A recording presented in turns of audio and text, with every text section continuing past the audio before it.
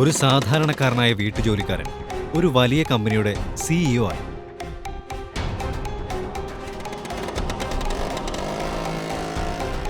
അവിടെ നിക്ക്.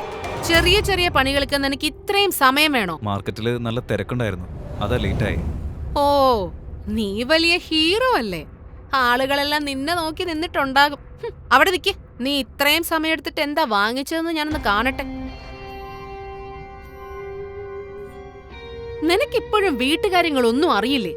ഞാൻ നിന്നോട് എന്താ വാങ്ങാൻ പറഞ്ഞത്? നീ എന്താ വാങ്ങിച്ചു വന്നത്? ഞാൻ മത്തനും മുരിങ്ങയും വാങ്ങിയിട്ടുണ്ട്. മത്തനും മുരിങ്ങയും നീ തന്നെ കഴിച്ചാ മതി. അച്ഛന്റെ നിർദ്ദേശപ്രകാരമായിരുന്നു ശ്രീലക്ഷ്മി ഋഷിയെ വിവാഹം കഴിച്ചത്. അവൻ അവളെ വിവാഹം കഴിച്ചത് ദേവയാനിക്ക് ഒട്ടും ഇഷ്ടപ്പെട്ടിട്ടുണ്ടായിരുന്നില്ല. ദേവയാനി അമ്മ അവസരം ലഭിക്കുമ്പോഴെല്ലാം മരുമകൻ ഋഷിയെ അപമാനിക്കാറുണ്ടായിരുന്നു.